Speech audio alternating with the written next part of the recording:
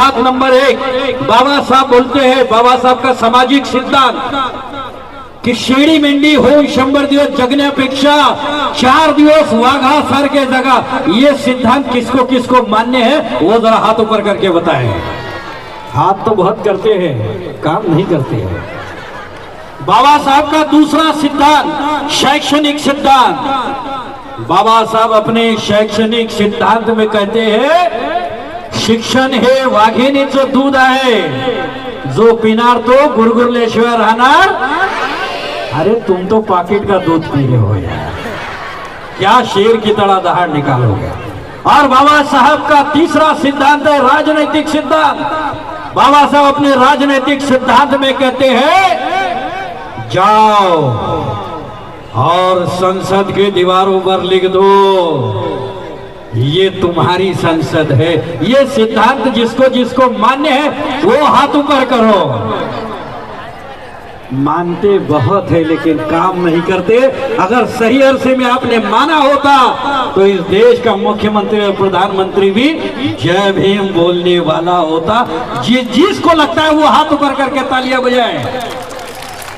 और यही सिद्धांत पूरा करने के लिए मैंने पहले ही कहा कोई जरूरत है, लेकिन फिर भी हम लोग घरों से बाहर निकलकर, मेरे ये तमाम युवा साथी रात दिन घरों से बाहर निकलकर बाबा साहब के तमाम चीजों को अध्ययन करके हमारे साथ पहले दिन से आखिरी दिन तक कंधे से कंधा मिलाकर जुड़े हुए हैं। प्रख्यात विचारवंत डॉक्टर बाबा साहब अम्बेडकर के आंदोलन का एक सिपाही, डॉक्टर बाबा साहब अम्बेडकर के तमाम किताबों को पढ़कर और रात दिन समाज को जगाने के लिए हमारे साथ घूमते हैं।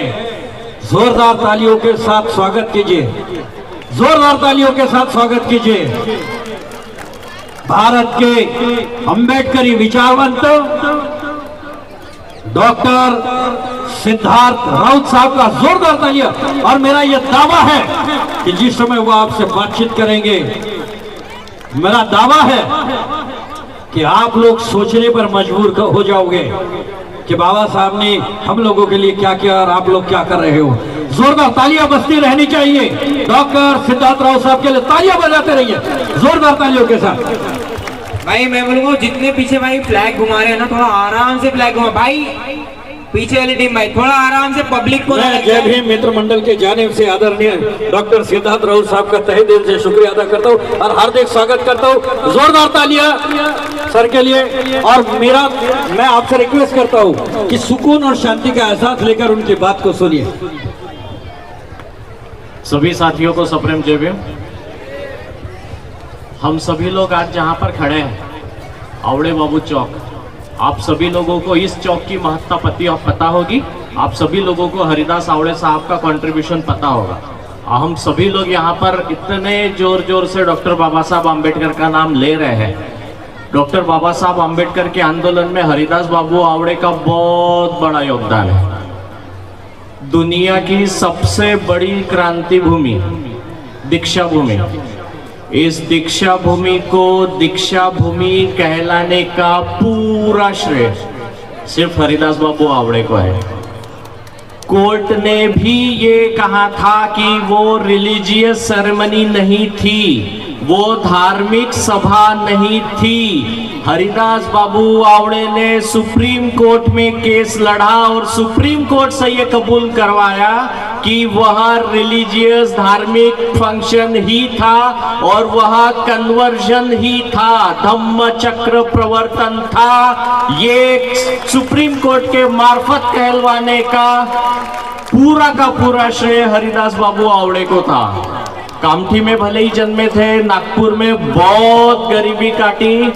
मध्य प्रदेश के उस समय के प्रधानमंत्री रविशंकर शुक्ला उनके झोपड़े में जाते हैं और उनको कहते हैं कि अरे तू इतने गरीबी में रहता है, तू चल, मैं तुझे मंत्री पद देता हूँ, गाड़ी देता हूँ, बंगला देता हूँ। हरिदास बाबू आवड़े बोलते हैं कि मैं मंत्री जरूर बनूंगा, लेकिन सिर्फ डॉक्टर बाबा साहब आम्बेडकर के विचारों की पार्टी की सत्ता जब आएगी तब मैं मंत्री जरूर बनूंगा। अगर मुझे मौका मिले, आप मुझे मंत्री पद भी दोगे तो भी वो मेरे काम का नहीं। वो स्वाभिमान हमको हरिदास बाबू आवड़े से सीखने को मिलता है ना, वो स्वाभिमान हम लोग बाबा साहब अम्बेडकर के विचारों से सीखते हैं। हरिदास बाबू आवड़े ने उसका ज्वलंत उदाहरण हम लोगों के सामने में प्रस्तुत किया है। दिक्कत ये है, हम लोगों का दिक्कत ये है, आपका मेरा हम सबका दिक्कत ये है, मला चीड येत नाही हाच माझा गुन्हा, सांगू कुणा मला चीड येत नाही हाच माझा गुन्हा। हम लोगों को चीड़ नहीं आ रहा है। बाबा साहब अम्बेडकर का नाम ले रहे हैं, हम लोग यहाँ पर नाच भी रहे हैं। जब तक सूरज चांद रहेगा बाबा तेरा नाम रहेगा, ऐसा हम लोग चिल्ला रहे हैं, है ना। पूरी दुनिया में बाबा साहब का नाम रहेगा, हम लोग अलग अलग प्रकार के नारे लेते हैं, उस नारे पर हम लोग झूमते भी हैं और नाचते भी हैं। बाबा साहब ये भी बोले थे, शिका संघर्ष करा संगठित हुआ, बोले थे। हम सब लोग ऐसा मानते हैं कि हम लोग बाबा साहब अम्बेडकर के विचारों के पाई गए, उनका विचार आगे में लेकर जाएंगे, झंडे जोर जोर से लहराएंगे। जैसे ही बाबा साहब का नाम आएगा हम जय जिंदाबाद अमर रहे बोलते रहेंगे। ये सब हमारे दिलों में है, सब हम लोग उसकी कृति कर रहे हैं। बाबा साहब बोले थे शिका उच्च शिक्षित हुआ, हम लोग उच्च शिक्षा लेने का कोशिश कर रहे हैं। पिछले 7 सालों में 38 शेड्यूल कास्ट के उच्च शिक्षित विद्यार्थियों ने आत्महत्या की, सिर्फ इसलिए क्योंकि उनके साथ जातिवाद हुआ। बताइए बाबा साहब का नाम क्या है? बताइए बाबा साहब का नाम अमर कैसे रहेगा? बाबा साहब बोले थे हमको शिक्षित होना है, शिक्षित हो रहे हैं। शेड्यूल कास्ट के मात्र 38 विद्यार्थियों ने जातिवाद के कारण आत्महत्या की है। संसद में धर्मेंद्र प्रधान का बयान है, 41 ओबीसी के विद्यार्थियों ने आत्महत्या की है, शेड्यूल ट्राइब के 3 विद्यार्थियों ने आत्महत्या की है, सिर्फ जातिवाद के लिए। बताइए आप कहां से बाबा साहब अम्बेडकर का नाम, कहां सूरज चांद रहेगा बाबा का नाम रहेगा? बताइए। सुप्रीम कोर्ट में बाबा साहब अम्बेडकर की प्रतिमा लगी, इसका यह मतलब नहीं है कि न्याय मिलने लग गया है। आप ही के क्षेत्र में मनोरमा कामड़े को न्याय मिला क्या? इसी क्षेत्र में मनोरमा कामड़े, दामिनी फिल्म देखिए ना, दामिनी वो फिल्म थी, हकीकत नागपुर में हुई है, इंदौरा में। हम लोगों को ये नहीं पता, हम लोगों जो बुजुर्ग थे उन वो लोग जानते हैं मनोरमा कामड़े हत्याकांड क्या है। दामिनी की पुनरावृत्ति नागपुर में हकीकत में हुई है, न्याय नहीं मिला। खेरलांजी में न्याय नहीं मिला, पायल तड़वी को न्याय नहीं मिला, रोहित वेमुला को न्याय नहीं मिला, कम पड़ा दर्शन सोलंकी को न्याय नहीं मिला। बताइए कैसे हम लोग संविधान का बचाव करेंगे? हम लोग बार बार बोलते हैं कि संविधान चिरायु हो। भैया आप ही के सामने में 2018 में संविधान की प्रतियां जलाई गई दिल्ली में। जिन लोगों ने प्रतियां जलाई उन लोगों के समर्थक अभी भी पार्लियामेंट्री कमेटी में बैठे हुए हैं। बाबा का नाम किधर? ये जुबान में जब हम लोग बार बार ये चिल्लाते हैं ना, आप लोगों ने कभी भी सुना है डॉक्टर हेडगेवार जिंदाबाद, गोडवलकर अमर रहे? सुना है कभी? किसी चौराहे पर डीजे लगा हो, उस डीजे पर लोग उनके झंडे लेकर लहरा रहे हो, जोर जोर से झूम रहे हो? सुना है कभी? कभी रैप सुना है उनके नाम का, कभी गाना सुना है उनके नाम का, कभी पब्लिक में इस प्रकार से डीजे में आवाज लेते हुए सुना है कभी किसी को? पूरा देश उनके विचारों पर चल रहा है साहब। हम लोग बाबा साहब अम्बेडकर का नाम हर चौराहे पर ले रहे, बार बार ले रहे और जोर जोर से ले रहे। बताइए विचार किधर लाओगे? बाबा साहब अम्बेडकर का विचारों का एक आदमी संसद में आज नहीं है। बताइए आपके कैसे आप बाबा साहब अम्बेडकर का नाम दुनिया में बार बार हम लोग ये बताते हैं कि बाबा साहब का नाम पूरी दुनिया में है, अवश्य है, विचार भी होने चाहिए। आपके मार्फत मेरी मार्फत वो कृति में भी होना चाहिए, वो नहीं है। और यही हमारा दिक्कत है कि हम लोगों को चीड़ नहीं आ रही है। बाबा साहब अम्बेडकर का नाम है, लोकतंत्र के प्रणेता बाबा साहब अम्बेडकर है हमारे देश में, है ना? हमारे देश में लोकतंत्र को स्थापित करने में सबसे बड़ा योगदान डॉक्टर बाबा साहब अम्बेडकर का है और उसे पार्लियामेंट्रियन डेमोक्रेसी का नाम डॉक्टर बाबा साहब अम्बेडकर ने दिया। और हम लोग कहते हैं, बाबा साहब अम्बेडकर अपने 1951 के भाषण में कहते हैं कि ये संसद हमारे लिए मंदिर था, ऐसा बाबा साहब अम्बेडकर बताते हैं। इस ही लोकतंत्र में राजतंत्र का डंका बिठाया गया। अभी जब संसद भवन का उद्घाटन हुआ, इस लोकतंत्र के मंदिर में राजतंत्र का निशान बैठाया गया, राजदंड और सिंगोल के नाम से। विचार सब उधर ही है। हम लोग सिर्फ बातें कर रहे हैं, हम लोग सिर्फ झूम रहे हैं, हमारी बुद्धि में कुछ नहीं चल रहा। सिर्फ हम लोग बहुत ज्यादा भावनिक, बाबा का नाम आएगा बराबर मुंह से जय निकलेगा, जरूर निकलना चाहिए। विचार भी होने चाहिए। आप मान के चलिए, आपने कभी सुना है कि भाई इस तरह से किसी चौराहे पर गांधी जी का फोटो लगाए और लोग चिल्ला रहे हैं गांधी जी के नाम से? सुना है कभी? देखा है कभी? 1947 से लेकर 2014 तक आपने सिर्फ गांधी जी का भारत देखा था, उसको जिया भी था, महसूस भी किया था। इस तरह से कहीं पर भीड़ नहीं थी, ना किसी गांधी चौक पर, ना किसी वैरायटी चौक पर, कभी नहीं थी, ना पूरे देश में थी। आप लोग हर 14 अप्रैल को संविधान चौक पर लाखों की संख्या में रहते हैं, बाबा का नाम जोर जोर से लिया जाता है, पूरे देश में माहौल बन पड़ता है और हर तरफ सिर्फ जय भीम का नारा गूंजता है। हमेशा ऐसा होता है। बावजूद उसके अंबेडकर का भारत हम लोग 1950 से लेकर आज तक नहीं देख पाए। ऐसा क्यों हो रहा है? बाबा साहब का नाम हर चौक पर लिया जा रहा है, हर चौराहे पर हो रहा है, गली गली में बुद्ध विहार है। जहां झोपड़पट्टियों में पैसा नहीं होगा तो बाबा साहब का चेहरा बिठाने वाला मूर्ति है, लेकिन बाबा साहब हर जगह है। हर गली में आप घूमिएगा, बाबा साहब है। फिर भी अम्बेडकर का भारत किधर है? वो हम लोग क्यों निर्माण नहीं कर पाए? क्योंकि हम लोग डीजे की आवाज में बहरे हो चुके हैं और हम लोग सिर्फ झूमते हैं। पूरी दुनिया में विचार बाबा साहब आम्बेडकर के वास्तविकता में लोग सुनते हैं, पढ़ते हैं, अमल में लाने के लिए हम लोग बहुत ज्यादा पीछे हैं साहब। ये सिर्फ चिल्लाने का समय नहीं है। आपको तर्क करते हुए अगर आप सतर्क नहीं हुए तो आपने पेशवाई सुनी है ना, कैसी होती थी? पेशवाई के काल में जब आप लोगों को लगान दिया जाता था ना, आप महात्मा फुले को पढ़ेंगे तो आपको समझ में आएगा कि जब लगान हम लोग नहीं दे सकते थे तो हम लोगों के कपड़े उतार कर, हमें झुकाकर, हमारे पीठ पर हमारी बीवियों को बिठाकर गांड पर कोड़े मारे जाते थे। ये पेशवाई थी।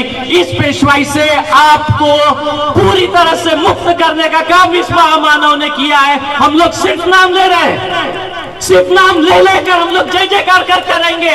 उधर संसद में लोकतंत्र के मंदिर में राजतंत्र स्थापित हो गया, हम लोगों को फर्क नहीं पड़ा, समझ में ही नहीं आया। आप लोगों की स्कॉलरशिप खत्म हो गई, 2000 करोड़ रुपए का फंड आप लोगों का कम किया गया, समझ में ही नहीं आया। कैसे पढ़ोगे?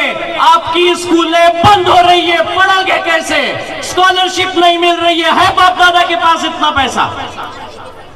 आपके स्लम में अभी भी 2 वक्त की रोटी के लिए लोग जुगाड़ में 8-8, 10-10, 12-12 घंटे मेहनत कर रहे हैं। बच्चे पढ़ेंगे कैसे? स्कॉलरशिप बंद हो रही है, आपकी शिक्षा के दरवाजे बंद हो रहे हैं, आपकी नौकरियां खत्म हो रही है। क्या बाबा साहब का नाम ले लेकर चिल्ला रहे? क्या बार बार नाच रहे? बताइए।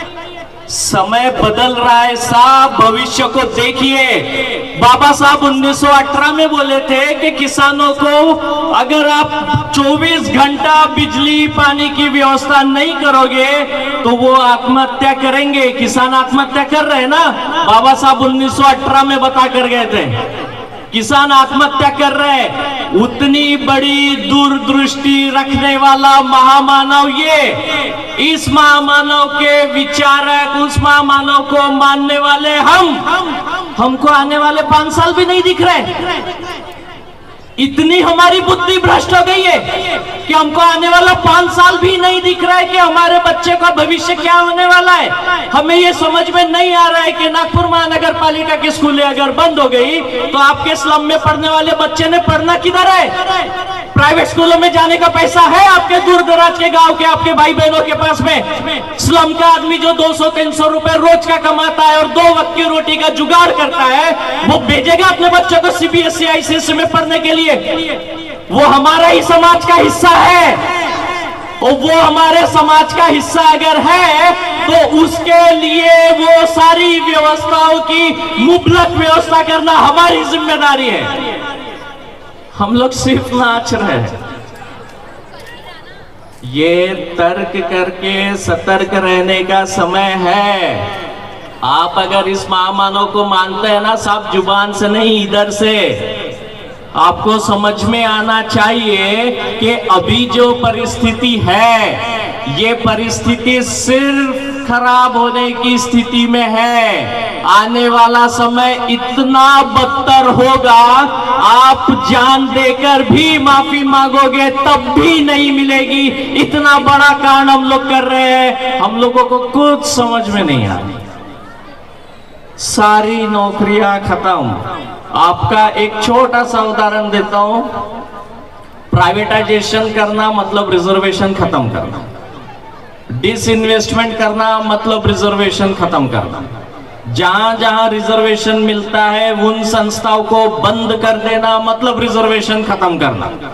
इसका और एक दूसरा तरीका है कि आपका रोस्टर तैयार नहीं करना। हो रहा है, खुले तौर पर हो रहा है। हम लोगों को घंटा फर्क नहीं पड़ रहा, क्योंकि हम लोग इस डीजे में जब बाबा साहब का नाम आएगा, जब उनके गाने बजेंगे, हम लोग सिर्फ झूमेंगे। तो साहब अब झूमना बंद करिए। झूमना आपका हक अधिकार नहीं है, ऐसा मैं नहीं कर रहा। आपने जरूर खुश होना चाहिए, बहुत खुश होना चाहिए, नाचना चाहिए, बाबा साहब का जय जयकार करना चाहिए। ये आपका हक है, आपकी मेरी जिंदगी उन्हीं की बदौलत है, ये होना चाहिए। लेकिन उनके विचार अगर आप कृति में नहीं ले आए तो आपको हक ही नहीं बनता कि आप बाबा साहब अम्बेडकर का नाम भी लें। आप परिस्थितियों का जायजा लीजिए। आप देखिए कि आपके बाप दादाओं ने, आपके परदादाओं ने जो भुगता है, आज आप वो नहीं भुगत रहे हैं, क्योंकि आप लोग शहरों में रहते हैं। गांव के दूर दराज के इलाकों में अभी भी एट्रोसिटी जैसी की वैसी है, कुछ परिवर्तन नहीं हुआ। आपके सर के ऊपर से मेट्रो जा रहा है ना, बड़ी बड़ी मशीनें आपके सर के ऊपर से जा रही है। आपका मेरा गू उठाने के लिए आपके मेरे भाई को अभी भी मैनुअल में उतरना पड़ता है। उनके लिए मशीनें अब तक नहीं थी, अभी 2 रोबोटिक मशीनें आई। आपका मेरा गू उठाने वाला आपका मेरा ही समाज है, इस बाबा साहब अम्बेडकर का समाज है। उसके लिए मशीनें नहीं आई, सर के ऊपर मेट्रो आ गई। बताइए आप बाबा साहब का नाम कैसे रखोगे अमर? कैसे बाबा साहब अम्बेडकर का नाम ले लेकर बार बार हम लोग झूमेंगे? आने वाली पीढ़ी जब आपसे सवाल करेगी ना साहब, जवाब नहीं रहेगा आपके लिए। इतना बुरा परिस्थिति आ सकता है अगर हम लोग अभी साबुत नहीं हुए, अगर अभी सतर्क नहीं हुए। यकीन मानिए आने वाली पीढ़ियों के गांड पर कोड़े जरूर पड़ेंगे। अभी समय है। ये मतलब जो भाषा मैं यूज कर रहा हूं, ये दर्द है।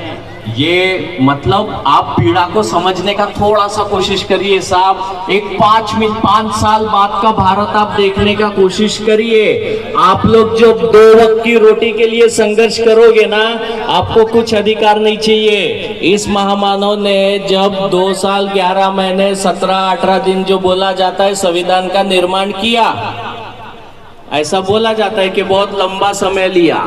तो वो लंबा समय संविधान बनाने के लिए नहीं था। उस संविधान में जो आर्टिकल्स डाले गए, एक एक शब्द के लिए डिबेट हुआ है। 7000 अमेंडमेंट्स पर चर्चा हुई है, तब जाके संविधान बनाने को इतना समय लगा। और हमारे देश में जो आरक्षण हमको मिला, उसका एकमात्र प्रणेता डॉक्टर बाबा साहब अम्बेडकर का है। शाहू महाराज का आदर्श लेकर जब इस देश में संविधान लागू हुआ तो ऐसा नहीं था कि कलम लिख दी गई।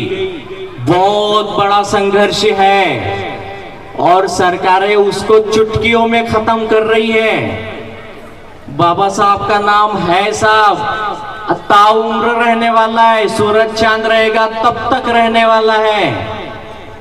लेकिन उनके द्वारा आपके हमारे लिए जितने भी अधिकार दिए गए हैं सब खत्म हो रहे हैं। अगर वो बचाने में हम लोग सामने में नहीं आए तो बाबा साहब आम्बेडकर का नाम मात्र रह जाएगा। किसी ने कहा था कि आदमी मरने के बाद उसके विचार जीवंत रहते हैं। बाबा साहब कहते हैं गलत है, विचार भी मर जाते हैं अगर उन विचारों को जिंदा नहीं रखा गया। हम लोग कुचल रहे हैं बाबा साहब के विचारों को जिंदा रखना बहुत दूर का बात है, कुचल रहे हैं हमारे खुद के पैरों से। कैसे विचार जीवित रखोगे?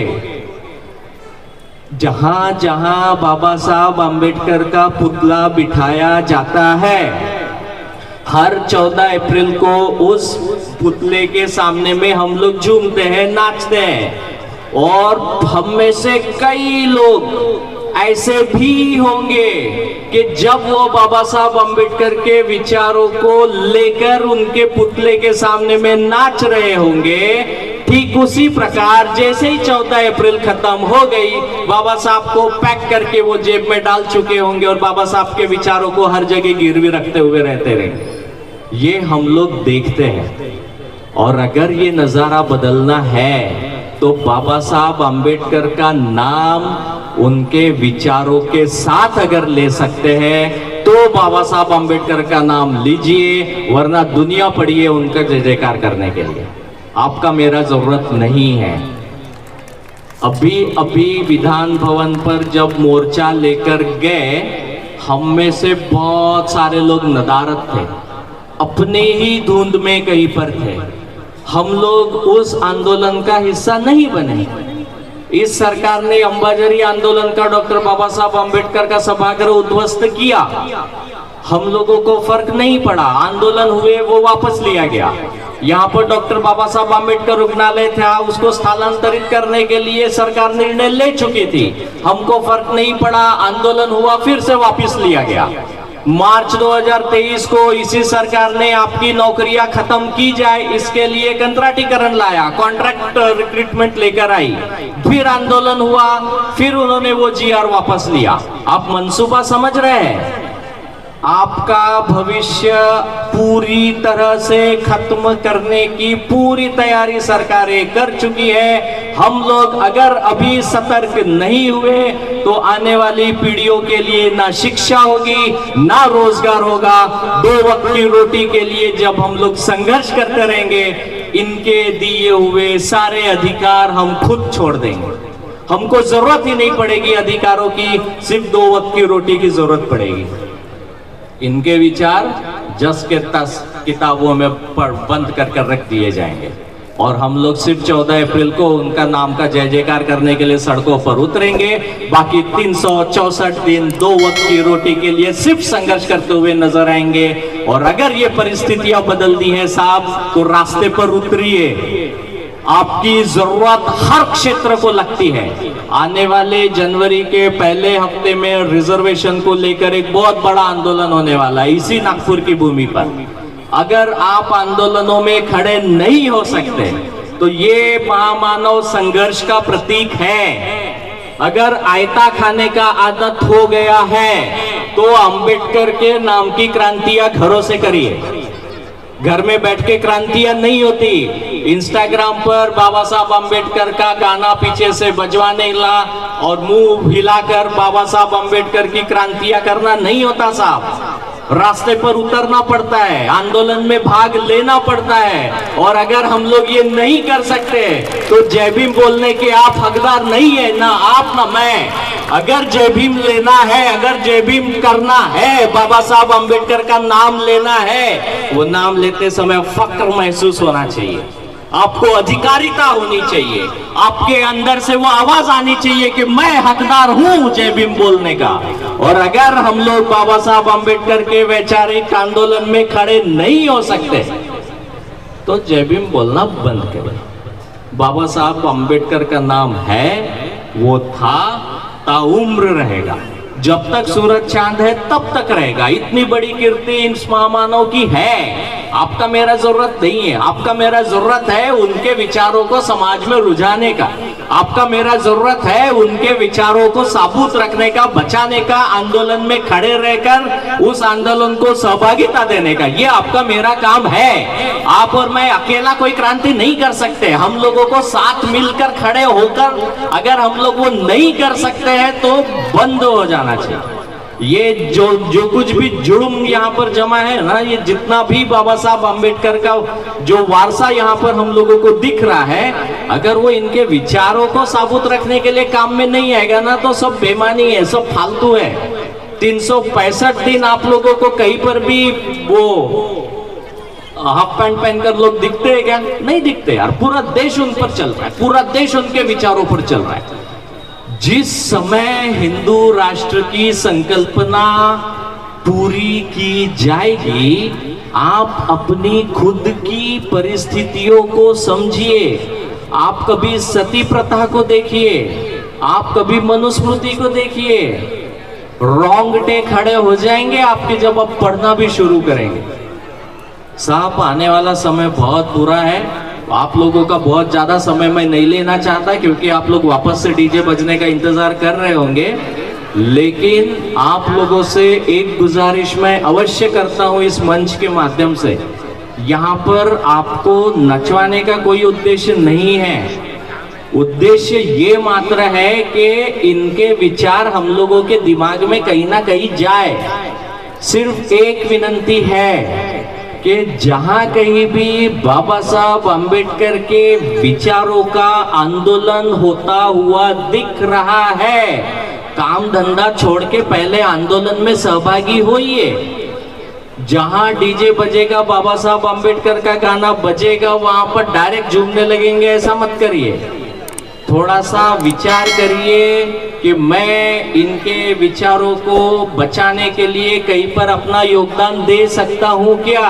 अगर आप दे सकते हैं तो जोर से बोलिएगा जय भीम। और अगर नहीं कर सकते ना साहब, तो मुंह बंद रखिए।